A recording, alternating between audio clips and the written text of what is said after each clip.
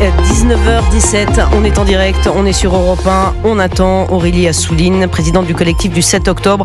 Je suis toujours avec Olivier d'Artigol, Sarah Salman qui sont dans ce studio. Juste un mot peut-être sur ces manifestations aujourd'hui qui étaient extrêmement tendues, mais extrêmement tendues, c'est-à-dire que même les journalistes ont du mal à faire leur travail, on dit les choses, hein, Olivier d'Artigol, je vous le dis.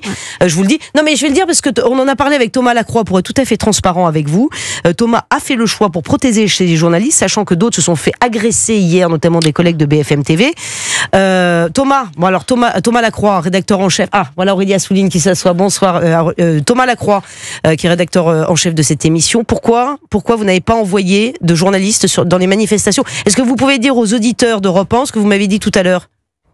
Thomas, on vous entend pas, hein? Je vous le dis.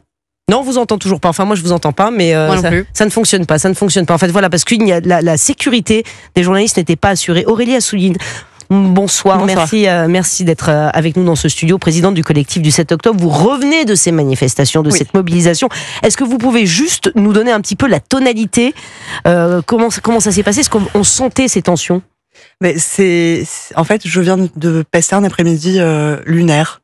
On a été parqués à l'extérieur de la manifestation. On était dans l'impossibilité d'avancer pendant près de 3h45.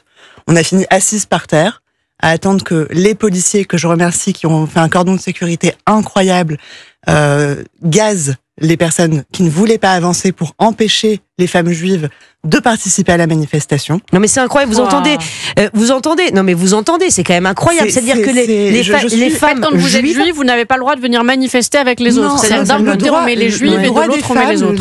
La journée internationale des droits des femmes est maintenant prise dans l'étau de l'extrême gauche. C'est juste hallucinant. Oui, mais c'est inaudible. Que dit l'extrême gauche? Parce que évidemment vous les mettez face à leur responsabilité. Ils peuvent pas refuser les femmes juives. Attendez, Sarah Salman, je voudrais que Aurélie Assouline réponde. Nous sommes des fascistes, tout simplement. Nous sommes des fascistes. Fascistes hors de notre manifestation, c'était ça. Ils se distribuaient des papiers en disant tant que les sionistes seront là, nous n'avançons pas. Ça avait été programmé. Hein. Oui, complètement. Alors, en revanche, pardon, et après je voudrais vous entendre, Olivier d'Artigol, ça ne dérange personne que des femmes, l'action des Femen qui a provoqué une polémique, qui crie « Heil Donald Trump, Heil Poutine ». Je voudrais juste qu'on écoute en faisant des gestes évoquant le nazisme, ça dérange personne. Écoutez. Heil Donald Trump! Heil Donald Trump! Heil Vladimir Poutine! Heil Vladimir Poutine! Heil Elon Musk! Heil Elon Musk! Alors, pardon, excusez-moi, mais qui sont les fascistes? Non, mais ça, en revanche, ça dérange personne, Aurélie Assouline? Ah ben non, mais absolument pas. Mais je pense qu'ils ne se rendent même pas compte de ce qu'ils font. C'est pas possible. Enfin, on avait avec nous les femmes iraniennes qui se sauvent de leur pays parce que si elles portent pas le voile, elles se font tuer. En Israël, il y a des femmes qui ont été violées, assassinées, massacrées, brûlées. Mais alors, pour eux, non, on défend la cause palestinienne, mais je suis même certaine que les femmes palestiniennes qui sont tuées par le Hamas et le djihad islamique n'ont pas besoin de leur soutien. Ils ont besoin qu'on les sauve du Hamas et du djihad islamique. Pas je suis dans un état, franchement, je viens de vivre un après-midi juste incroyable, épouvantable. Vous êtes bouleversé. On est sorti de la République. Voilà, aujourd'hui, on n'avait pas le droit d'être au sein de la République. C'est incroyable. Olivier d'Artigol, je voudrais vous entendre. Vous n'aviez pas à vivre cela. C'est-à-dire que, tout en étant moi d'une sensibilité de gauche, sachez qu'une gauche qui s'oppose totalement à ça existe encore dans le pays. Mais bien sûr, mais nous avions des élus de gauche avec nous, évidemment, bien sûr. Et il faudrait que, dans le cadre de ces événements, elles s'expriment. Tout ça est inacceptable. Normalement, le 8 mars devrait être une journée positive où des forces s'additionnent pour parler du sort fait aux femmes dans le monde. Vous parlez des Iraniennes, et pour, j'ai envie de dire, aller sur une journée comme elles ont pu l'être par le passé. Aujourd'hui, l'instrumentalisation par certains du conflit israélo-palestinien et leur ignominie qui a fait qu'ils ont en effet oublié ces femmes israéliennes mortes car juives, assassinées car juives. Ils n'en ont jamais parlé, et d'une certaine manière, ça les disqualifie à jamais pour parler de la cause des femmes. Mais je vous assure que ce qui s'est passé est intolérable et que vous aviez bien sûr toute votre place dans la manifestation. Par contre, certains collectifs qui ne se situent pas à gauche et qui mènent des combats politiques sur OQTF, etc., peuvent, eux, avoir une attitude sur ces journées-là pour un peu créer, si ce n'est le buzz, certaines tensions. Mais ce qui n'est pas votre cas. Ouais. Mais vous imaginez quand même le salut nazi ?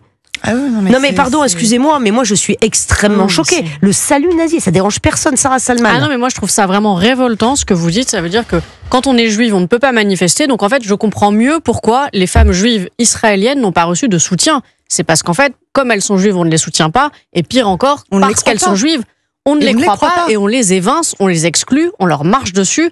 Et j'espère une réaction exemplaire des élus de gauche, du Parti Socialiste. Bon, la France Insoumise, je n'espère plus rien. Mais est-ce que le Parti Socialiste va réagir ? Ce qui s'est passé là est intolérable. Moi, je vous invite à en parler. Moi, je suis une élue LR. Nous avions des élus du Parti Socialiste qui étaient là, notamment Ariel Veil. Enfin, voilà. Et heureusement qu'il y a encore et eux n'ont pas pu rentrer des personnes de gauche qui se situent dans le cadre républicain.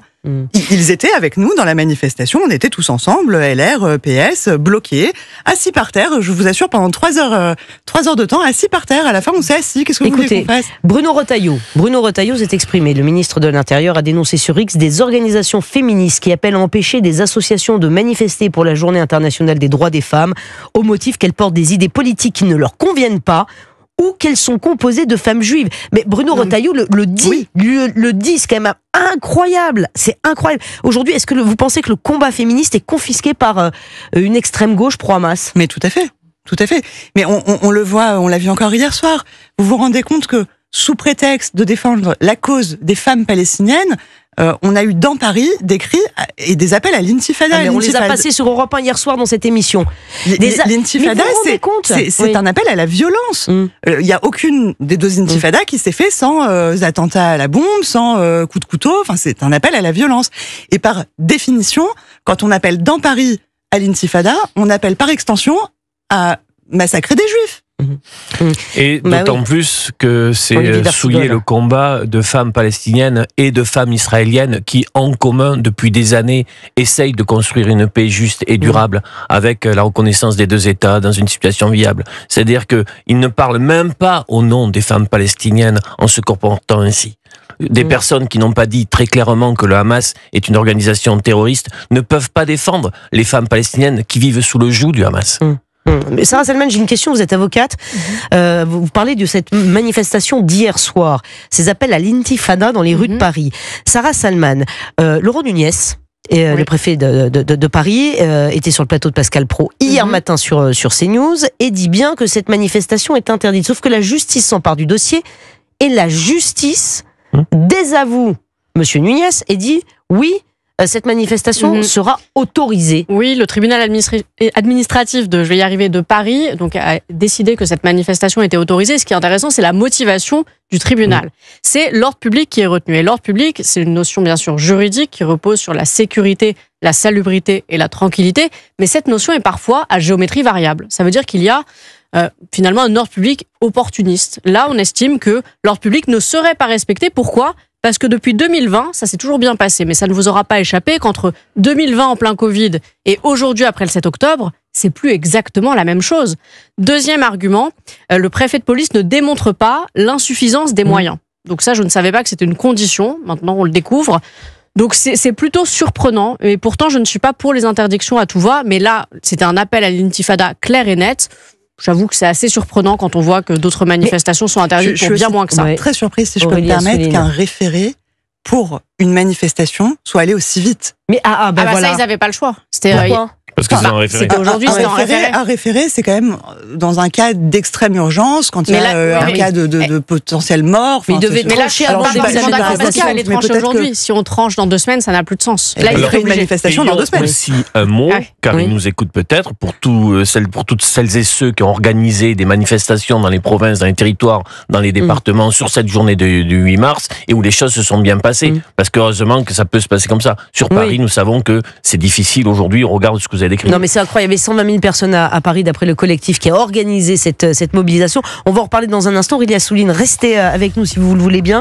Vous entendrez aussi dans quelques minutes le témoignage de Nathalie. Nathalie, son fils est harcelé, menacé de mort par un gamin de 15 ans qui était un de ses anciens copains. Ça fait 1 an que ça dure. Et là aussi, la justice traîne. Son fils ne va plus à l'école depuis 8 mois. Il a peur de sortir de chez lui. Vous entendrez le témoignage de Nathalie. Là aussi, on en parlera sur Europe 1. Il est 19h27.